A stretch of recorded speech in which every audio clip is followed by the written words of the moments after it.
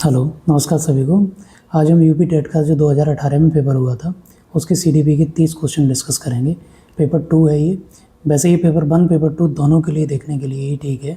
ऐसा नहीं है कि पेपर 1 वालों के लिए अलग है या पेपर 2 वालों के लिए अलग है, ऐसा बिल्कुल भी नहीं है। पेपर 1 पेपर 2 बिल्कुल सेम आते हैं। पेपर 1 पेपर 2 वालों के लिए दोनों के लिए सेम ही होते हैं। आप दोनों ही देखा करिए। चलिए क्वेश्चन शुरू करते हैं। क्वेश्चन नंबर पहला है, किंडरगार्टन विधि का प्रतिपादन किसने किया? जो किंडरगार्टन विधि थी उसका प्रतिपादन किसने किया? कुक ने किया, फ्रोवेल ने किया, मॉन्टेसरी ने किया या डाल्टन जी ने किया? जो किंडरगार्टन विधि है, किंडरगार्टन का मतलब होता है खेलने का उद्यान, यानी कि जो बच्चों के खेलने का उद्यान होता है उसे किंडरगार्टन कहते हैं। तो इसका फ्रोवेल जी ने प्रतिपादन किया था। तो क्वेश्चन नंबर पहले का आंसर नंबर बी हो जाएगा। किंडरगार्टन विधि का प्रतिपादन फ्रोवेल जी ने किया था। अगला क्वेश्चन देख लेते हैं। क्वेश्चन नंबर 2 है, संकलनात्मक परामर्श के जन्मदाता कौन है? जो संकलनात्मक परामर्श के हैं उसके जन्मदाता कौन है? विलियमसन है, थॉर्न है, रोजर्स हैं या इनमें से कोई नहीं है? जो संकलनात्मक परामर्शदाता किसको बोला जाता है? तो इसका ऑप्शन नंबर बी था, सी हो जाएगा। बी सही हो जाएगा। थॉर्न जी ने ये वाली परिभाषा दी है। तो क्वेश्चन नंबर 2 ऑप्शन बी सही हो जाएगा। नेक्स्ट क्वेश्चन देख लेते हैं। क्वेश्चन नंबर 3 है, छात्र के अवांछनीय व्यवहार में के संशोधन हेतु सबसे प्रभावी विधि कौन सी है? छात्र का जो अवांछनीय व्यवहार है उसके संशोधन हेतु सबसे अच्छी या प्रभावी विधि कौन सी है? उसे माता पिता को सूचित करना चाहिए। उसके माता पिता को आप सूचित करेंगे, छात्र को दंड देंगे, उसे नज़रअंदाज कर देंगे या फिर अवांछित व्यवहार के कारणों का पता लगाना तथा उपचार का सुझाव देना। तो ऑप्शन नंबर ए, उसके माता पिता को सूचित करेंगे, ऐसा बिल्कुल भी नहीं है। अगर छात्र अगर कोई अवांछित व्यवहार या कोई गलत तरीके का बिहेव कर रहा है तो आप तुरंत उसके माता पिता को नहीं बता सकते। छात्र को दंडित करना तो बिल्कुल ही गलत है, जो पूरी तरीके से बैन हो चुका है। अगर आप इस तरीके का करते हैं तो आपकी जॉब भी जा सकती है और वैसे एथिकल भी गलत है। आप किसी बच्चे को नहीं मार सकते। क्वेश्चन आंसर सी है, उसे नज़रअंदाज कर देंगे। नज़रअंदाज करने का मतलब आपने नेग्लेक्ट कर दिया छात्र को, उसकी सिचुएशन को ना तो समझने का ट्राई करा ना कुछ, आपने उसे पूरी तरीके से नेग्लेक्ट कर दिया। तो इसका ऑप्शन नंबर सी भी सही नहीं है। नंबर डी, अवांछनीय व्यवहार के कारण का पता लगाएंगे और उसका उपचार करेंगे। बिल्कुल ऐसे ही करेंगे। आप जो भी उसके अवांछनीय व्यवहार वो कर रहा है उसके कारणों का पता लगाएं। सबसे पहले उसको डायग्नोज करें, देन रेमेडी करें। रेमेडी का मतलब है उसको ठीक करने का प्रयास करें। पहले जान लें ये क्यों हो रहा है, किस वजह से हो रहा है, ऐसा क्या है। अगर उसको देखने में दिक्कत हो रही है तो कहीं ऐसा तो नहीं वो पीछे बैठा हुआ है इसलिए हो रही है, तो उसको आगे बैठा लें। जैसे ही आप पता कर लेंगे आप उसकी रेमेडी कर सकते हैं। तो इसका ऑप्शन नंबर डी सही हो जाएगा। नेक्स्ट क्वेश्चन देख लेते हैं। क्वेश्चन नंबर 4 है, डिसलेक्सिया संबंधित है। डिसलेक्सिया है वो किससे संबंधित है? लेखन संबंधी समस्या है, पढ़ने संबंधी समस्या है, गणितीय कौशल संबंधी समस्या है या फिर वाक अक्षमता संबंधी समस्या है? जो डिसलेक्सिया है वो कौन सी समस्या के अंदर आएगा? तो डिसलेक्सिया होता है ये पढ़ने संबंधी समस्या के अंदर आता है। जिस भी बच्चे को डिसलेक्सिया होती है उसे पढ़ने में समस्या होती है। 100 को बौछ पढ़ना, बी को डी पढ़ना, यानी कि बर्तनी संबंधी अशुद्धियाँ वो करता है। जब भी वो किसी भी भाषा को पढ़ेगा तो उसको गलत तरीके से पढ़ता है। जब गलत पढ़ेगा तो समझेगा भी गलत और फिर वो लिखता भी गलत है। ये सही हो जाएगा। नेक्स्ट अगला है लेखन संबंधी विकार। जो लेखन संबंधी विकार होता है वो डिस्ग्राफिया कहते हैं उसको। ये जरूर क्वेश्चन आते हैं, आप अच्छे से देखे रहिए। डिस्ग्राफिया लेखन संबंधी विकार है। गणितीय कौशल संबंधी विकार जो होता है, जिसको अंकगणितीय विकार भी कहते हैं, वो डिसकैल्कुलिया के अंदर आता है। और वाक अक्षमता संबंधी विकार होता है जिसको कम्युनिकेशन के बारे में होती है, उसको अफेजिया कहते हैं। तो इसके सारे ऑप्शन इस तरीके से मैंने बता दिए हैं। क्वेश्चन नंबर 4 का डिसलेक्सिया पढ़ने संबंधी समस्या है, इसका ऑप्शन नंबर बी सही हो जाएगा। नेक्स्ट क्वेश्चन देख लेते हैं। क्वेश्चन नंबर 5 है, ब्रेल लिपि एवं टैप रिकॉर्डिंग किसके लिए प्रशिक्षित शैक्षिक प्रावधान के रूप में प्रयुक्त होता है? जो ब्रेन लिपि है या टैप रिकॉर्डिंग है वो किसको पढ़ाने के लिए यूज में लिया जाता है? श्रवण बाधित विद्यार्थियों के लिए, दृष्टि बाधित के लिए, अस्थि बाधित के लिए या शारीरिक रूप से विकलांग विद्यार्थियों के लिए? ये किसके लिए यूज होता है ब्रेन लिपि? तो जो ब्रेन लिपि है वो दृष्टि बाधितों के लिए यूज होता है। ब्रेन लिपि में क्या होता है, 6 डॉट्स होते हैं जिसके माध्यम से बच्चों को पढ़ाया जाता है। और जो टेप रिकॉर्डिंग है, जिन बच्चों को देखने में समस्या हो रही है उनको टेप रिकॉर्डिंग के माध्यम से आवाज़ सुना के हम उनको बता सकते हैं कि क्या पढ़ाया जा रहा है। देख नहीं सकते हैं पर वो सुन सकते हैं, तो वो टेप रिकॉर्डिंग से उनको अध्ययन कराया जा सकता है। तो 5वें नंबर का ऑप्शन नंबर बी सही हो जाएगा। नेक्स्ट क्वेश्चन देख लेते हैं। क्वेश्चन नंबर 6 है, CWSN का अर्थ क्या है? जो CWSN है इसका पूरा अर्थ पूछा हुआ है। विशिष्ट आवश्यकता वाले बच्चे, मजबूत आवश्यकता वाले बच्चे, एकांकी आवश्यकता वाले बच्चे या मृदु आवश्यकता वाले बच्चे। तो CWSN की फुल फॉर्म यहाँ पूछी है। CWSN की फुल फॉर्म होती है चिल्ड्रन विद स्पेशल नीड, अर्थात विशिष्ट आवश्यकता वाले बच्चे। जिन बच्चों को किसी विशेष तरीके की समस्या होती है या जिनको किसी स्पेशल नीड की ज़रूरत होती है, उन बच्चों को CWSN के अंदर रखा जाता है, जिनको चिल्ड्रन विद स्पेशल नीड कहते हैं। तो इसका ऑप्शन नंबर पहला ही सही हो जाएगा। Question number 6 answer A.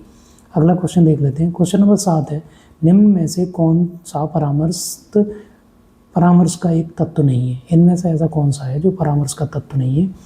वितरित वृद्धि है, साक्षात्कार है, विश्वास है या संप्रेषण है? इनमें से ऐसा कौन सा है जो परामर्श के तत्व के अंदर नहीं आता है? तो ए इसका जो होता है वितरित वृद्धि, ये परामर्श के अंदर नहीं आता है। बाकी साक्षात्कार, विश्वास, संप्रेषण ये सारी परामर्श के तत्व के अंदर आ जाते हैं। तो ऑप्शन नंबर ए सही हो जाएगा। अगला क्वेश्चन देख लेते हैं। क्वेश्चन नंबर 8 है, मनोविज्ञान शाला उत्तर प्रदेश में कहाँ स्थित है? जो मनोविज्ञान शाला है वो उत्तर प्रदेश में कहाँ स्थित है? तो ये आगरा में है, लखनऊ में है, इलाहाबाद में है या फिर वाराणसी में है? तो ये कहाँ पर स्थित है?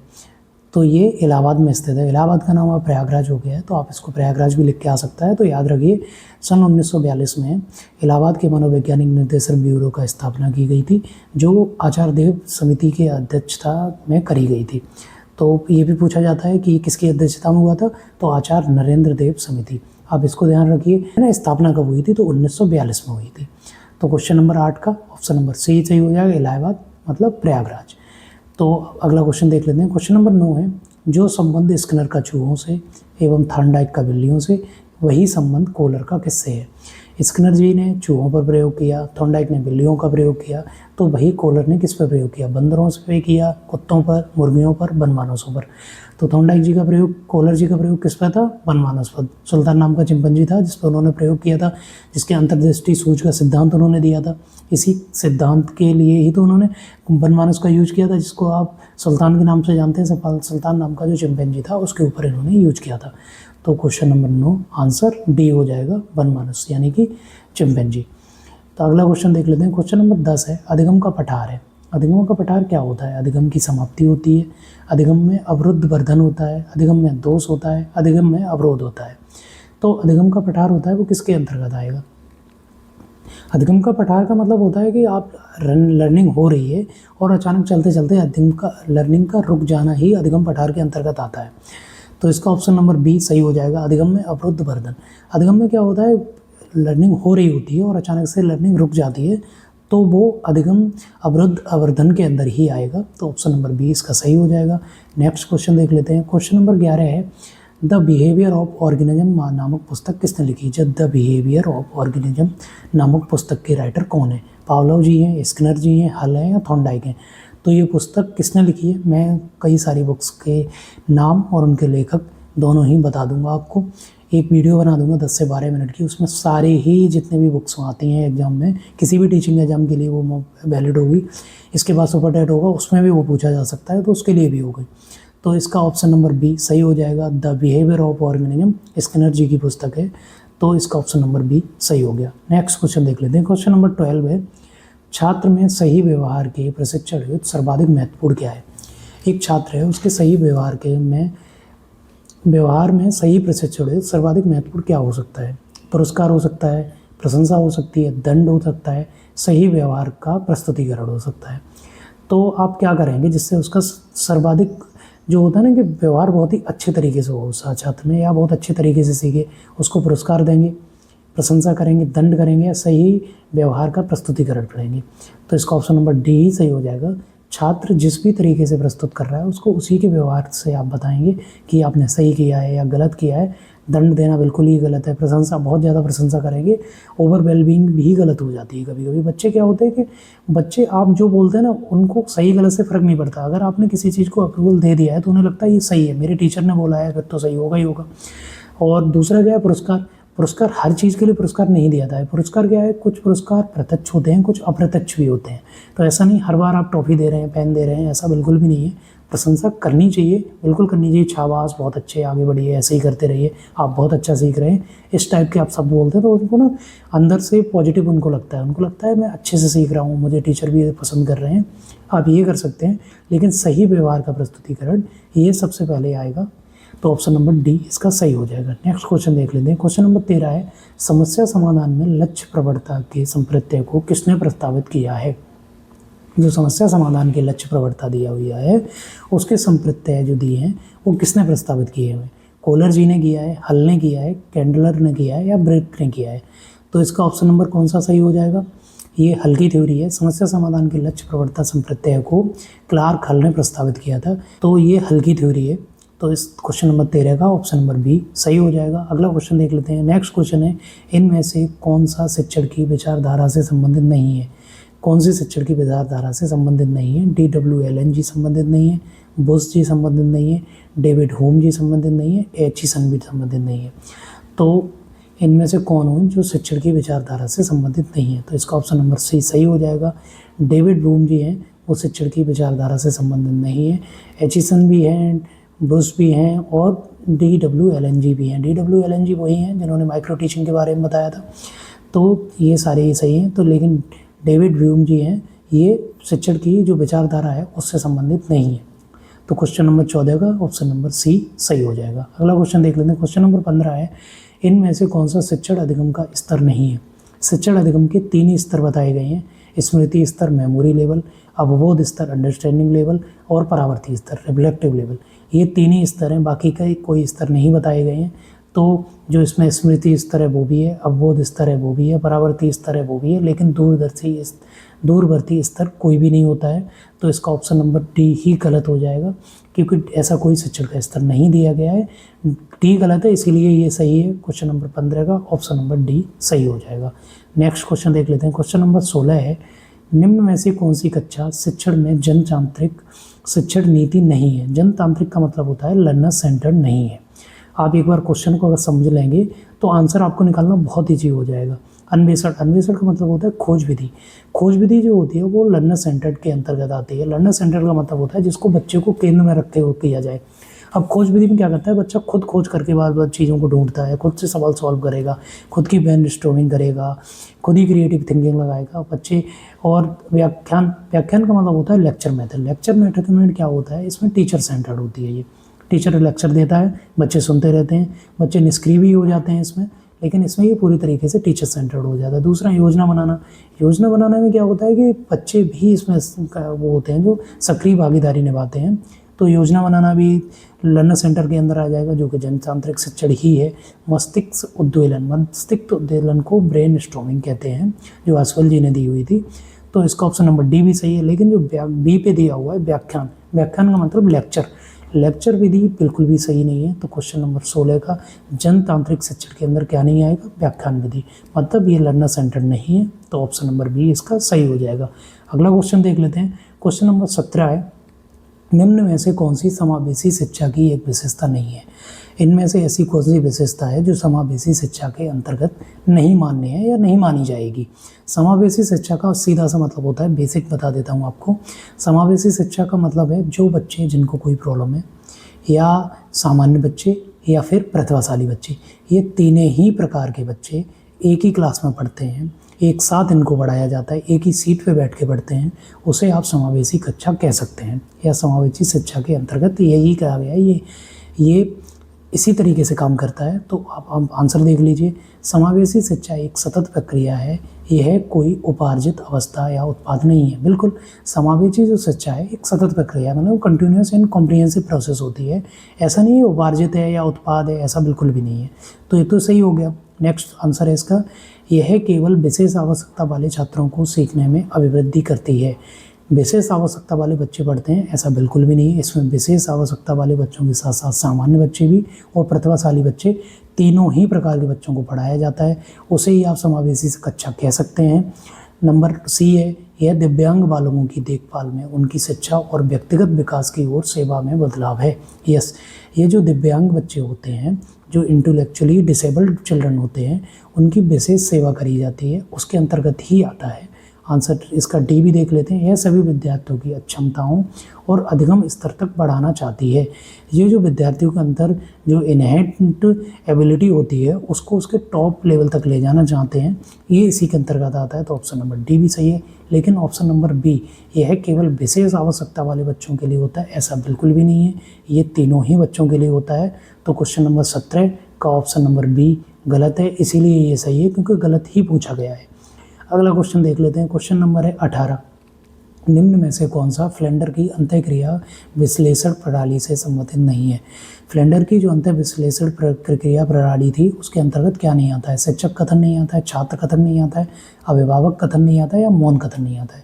तो फ्लेंडर जी की जो अंतःक्रिया विश्लेषण प्रणाली है इसमें शिक्षक कथन, छात्र कथन शामिल हैं, किंतु मौन कथन भी इसमें शामिल है, लेकिन जो अभिभावक कथन है ये इसके अंतर्गत नहीं आता है। तो क्वेश्चन नंबर 18 का ऑप्शन नंबर सी सही हो जाएगा। अभिभावक कथन इसके अंतर्गत नहीं आता है। अगला क्वेश्चन देख लेते हैं। क्वेश्चन नंबर 19 है, संभाषण के अर्थ की लघुत्तम इकाई क्या है? जो हम बोलते हैं उसकी संभाषण में उसकी सबसे छोटी इकाई कौन सी है वो पूछी गई है। ध्वनिग्राम है, रूपग्राम है, पद है, या शब्द है? पद क्या होता है? पूरा सेंटेंस हो आ जाता है इसके अंदर। शब्द, एक शब्द जो जिसका अर्थ हो। ध्वनिग्राम क्या होता है? एक ध्वनि, लेकिन वो अर्थ प्रकट नहीं कर रही है। ध्वनि तो कुछ भी हो सकती है, लेकिन रूपग्राम नंबर बी ही सही हो जाएगा। अगला क्वेश्चन देख लेते हैं। क्वेश्चन नंबर 20 है, हम करके सीखते हैं, किसने कहा है? लर्निंग बाई डूइंग किसके द्वारा कहा गया है? हम करके सीखते हैं किसने कहा है? डॉक्टर मैस ने कहा है, यूकम ने कहा है, स्पेंसर ने कहा है, या कोलेस्निक ने कहा है? ये किसने कहा है? तो ये मैस की बहुत ही फेमस डेफिनेशन है, हम करके सीखते हैं, डॉक्टर मैस ने बोला है। तो question number 20 answer number A ही सही हो जाएगा। अगला क्वेश्चन देख लेते हैं। क्वेश्चन नंबर 21 है, निम्न में से कौन सा शिक्षण का स्तर नहीं है? इनमें से ऐसा कौन सा है जो शिक्षण का स्तर नहीं है? स्मृति स्तर, बोध स्तर, चिंतन स्तर एंड बर्डन स्तर। तो शिक्षण के स्तर मैंने ये बताए हुए हैं पहले भी, स्मृति स्तर भी है, बोध स्तर भी, चिंतन स्तर भी, लेकिन बर्डन स्तर कुछ नहीं होता है।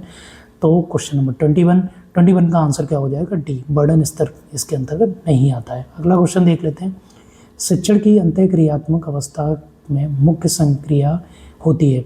शिक्षण की जो अंतःक्रियात्मक अवस्था होती है उसमें मुख्य संक्रिया होती है क्रिया और प्रतिक्रिया की, निदान की, या प्रत्यक्षीकरण की, या उपयुक्त सभी की। तो इसका ऑप्शन नंबर डी सही हो जाएगा। इसके अंतर्गत सभी आते हैं, क्रिया और प्रतिक्रिया भी आता है, निदान भी होता है, प्रत्यक्षीकरण यानी कि उपयुक्त सभी, ये सारे ही आंसर सही हैं इसके। तो क्वेश्चन नंबर 22 का ऑप्शन नंबर डी सही हो जाएगा। नंबर 23 देख लेते हैं। एक बालक काली गाय, काला कुत्ता तथा काली वस्तुओं को देखकर डरने लगता है, इस प्रकार अनुबंधन से निहित है। एक बच्चा है जो काली कोई भी चीज़ अगर वो देखता है तो उससे डर जाता है, चाहे वो काली गाय है, या काला बालक है, या काला कुत्ता है, किसी को भी देखते डर जाता है, या काले टॉय है तो उसको देख के डर जाता है। तो ये अनुक्रिया सामान्यीकरण है, अनुक्रिया अनुबंधन है, उद्दीपक सामान्यीकरण है, और उपयुक्त में से कोई नहीं। तो एक बालक है जो किसी भी काली वस्तु या चीज़ को देख के डर जाता है, तो ये क्या होता है? ये उद्दीपक अनुसामान्यीकरण के अंतर्गत आता है। वो क्या कर रहा है? कोई भी उद्दीपक है उसका जनरलाइजेशन उसने कर रखी है, वो हर काली वस्तु से डर रहा है, तो ये क्या है? उद्दीपक सामान्यीकरण के अंतर्गत आता है। तो क्वेश्चन नंबर 23 आंसर सी सही हो जाएगा। नेक्स्ट क्वेश्चन देख लेते हैं। क्वेश्चन नंबर 24 है, शिक्षण विधि का चयन करते समय निम्न में से किसको ध्यान में रखने की आवश्यकता नहीं है? आप शिक्षण विधि का जब आप चयन करते हैं तो इसमें से ऐसा क्या है जिसको आप ध्यान में नहीं रखेंगे तो ऐसा कोई खास फर्क नहीं पड़ने वाला है, ये पूछ रहा है वो। विद्यार्थियों का मानसिक स्तर, अगर विद्यार्थियों का मानसिक स्तर को आप ध्यान में नहीं रखते हैं तो आप कभी भी एक अच्छा शिक्षण विधि नहीं बना सकते, या एक आप पाठ योजना नहीं बना सकते। क्योंकि क्या होता है कि बच्चे के जो मानसिक स्तर है वो 5 क्लास तक का है, और आप 8 क्लास तक का अगर शिक्षण विधि आप बना रहे हैं या उनको पढ़ा रहे हैं उस विधि से, तो उनको समझने में बहुत कठिनाई होगी। कुछ बच्चे शायद समझ जाएं, लेकिन बाकी के बच्चे जो उस लेवल पे हैं वो नहीं उसको समझ सकते। तो ये बहुत ज़रूरी है, उनके मानसिक स्तर का आपको ध्यान रखना ही पड़ता है। व्यक्तिगत भेद, इंडिविजुअली डिफरेंस का मतलब होता है आप सारे बच्चे अलग अलग पृष्ठभूमि से आए हुए होते हैं, कोई कहीं से है, कोई कहीं से है, कोई किसी भी स्थिति में आ रखा है, तो आप क्या उनके व्यक्तिगत जो भेद हैं उनके अंदर उसका भी ध्यान रखते हैं, तो आप उसके हिसाब से भी आप उसको बनाते हैं। नेक्स्ट है अभिभावक की पृष्ठभूमि। अभिभावक की पृष्ठभूमि क्या है कि वो अमीर परिवार से आ रहा है, गरीब परिवार से आ रहा है, माता पिता ने पढ़ाई कर रखी है, नहीं कर रखी है, तो ऐसा बिल्कुल भी नहीं है। आप उनके अभिभावकों की जो पृष्ठभूमि है उसको ध्यान में रख के कभी भी शिक्षण विधि नहीं बनाएंगे या पाठ्य योजना नहीं बनाएंगे, क्योंकि आप स्कूल में पढ़ा रहे हैं, आपके लिए सभी बच्चे समान हैं। आप अभिभावक किस पृष्ठभूमि का है इससे कोई मतलब नहीं है, किसी नेता का बच्चा है या किसी पुलिस वाले का बच्चा है तो उसको ध्यान में रख के थोड़ी ना आप बनाएंगे। तो वो क्योंकि आप स्कूल के अंदर हैं, आपके लिए सभी बच्चे समान हैं, तो ये सभी के लिए होगा। विषय की विशिष्ट प्रकृति, विषय की जो विशिष्ट प्रकृति होती है वो सामान्य से कठिन की ओर रखना है आपको, या थोड़ा सा वो कहते हैं ना कठिन की ओर ज़्यादा रखेंगे, मॉडरेट रखेंगे, तो इसको भी आप ध्यान में रखेंगे। लेकिन और इसका ऑप्शन नंबर सी ही सही है, क्योंकि अभिभावक की पृष्ठभूमि का आपको ध्यान नहीं रखना होता है, तो इसका आंसर ये सही हो जाएगा। क्वेश्चन नंबर 24 आंसर सी सही हो गया। नेक्स्ट क्वेश्चन देख लेते हैं। क्वेश्चन नंबर 25 है, निम्न में से कौन सी बाल्यावस्था की एक विशेषता नहीं है? इनमें से ऐसी कौन सी है जो बाल्यावस्था की एक विशेषता के अंतर्गत नहीं आता है? अभिवृद्धि में स्थिरता, सामूहिकता की प्रबलता, जिज्ञासा की कमी, समूह एवं खेलों की सहभागिता। इनमें से ऐसा कौन सा है जो बाल्यावस्था की एक विशेषता नहीं है?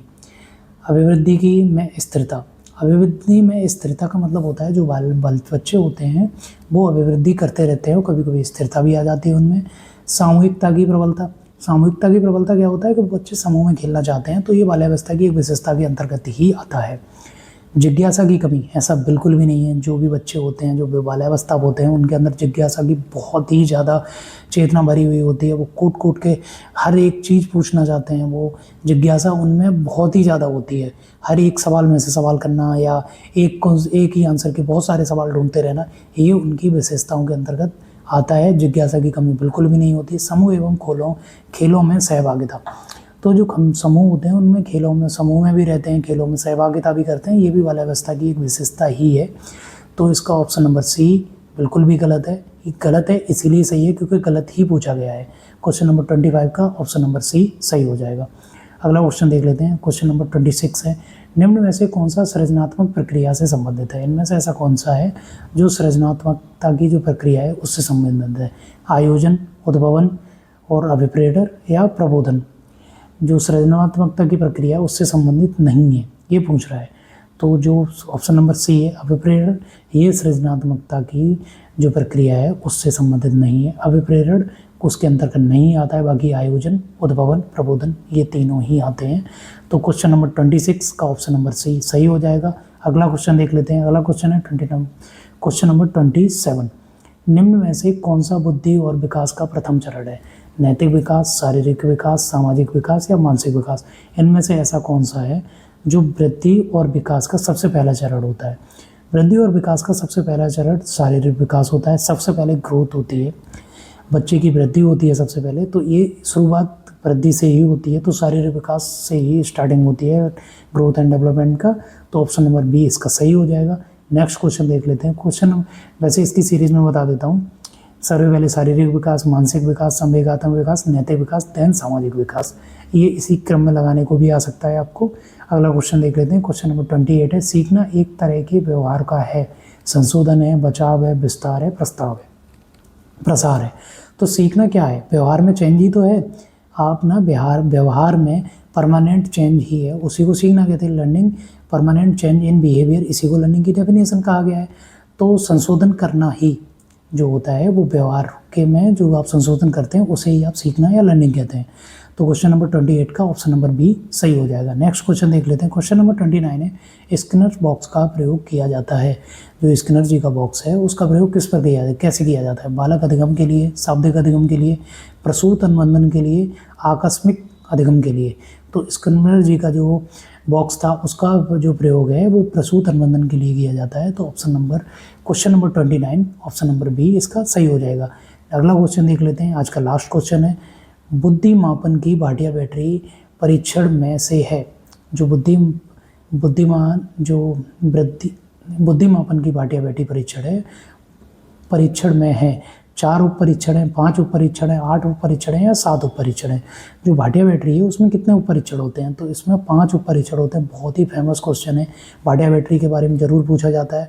भाटिया बैटरी में मैंने यहाँ लिख दिए हैं, या पाँचों आप याद कर लीजिए। भाटिया बैटरी परीक्षण में 5 उप परीक्षण होते हैं। नंबर 1 कोल ब्लैक डिजाइन टेस्ट होता है, पास अलोंग टेस्ट होता है, पैटर्न डिजाइन टेस्ट होता है, इमिटेट मेमोरी टेस्ट होता है। और आज के ये 30 क्वेश्चन थे, 30 क्वेश्चन मैंने आपको करवा दिए हैं, ये सभी के लिए है। ऐसा नहीं है पेपर 1 पेपर 2 किसी के लिए नहीं, मैंने बाकी के कई पेपर करवा दिए हैं। आप सारे PYQ देख लीजिए, एक एक पेपर आपके लिए महत्वपूर्ण है, बहुत ही ज़्यादा इंपॉर्टेंट होते हैं। PYQ क्या होता है कि आपको एक परीक्षा का जो होता है ना कि बच्चे का पैटर्न या एग्जामिनर क्या पूछता है, हर बार किस तरीके के क्वेश्चन पूछे जा रहे हैं, उसके बारे में बात करता है। तो ये ऐसा बिल्कुल भी नहीं है। लाइक शेयर सब्सक्राइब आप कर लेना, पूरी वीडियो देखा करिए। पूरी वीडियो देखने से क्या होता है, 30 क्वेश्चन है, मैं ज़्यादा बड़ी वीडियो बना भी नहीं रहा हूँ। 20 से 25-30 मिनट की एक वीडियो होती है। 20-25-30 मिनट को अगर आप फास्ट फॉरवर्ड करके भी देख लेंगे, 30 क्वेश्चन एकदम से तैयार हो जाएंगे आपके। ये इसके आंसर की है, आंसर की देख लेना एक बार, आंसर की का स्क्रीनशॉट लेके दोबारा से 30 क्वेश्चन आप सॉल्व करना, 30 क्वेश्चन हो जाएंगे। कोई क्वेश्चन अगर आपसे छूट रहा है, नहीं हो पा रहा है, आप मेरे को मैसेज में डाल देना।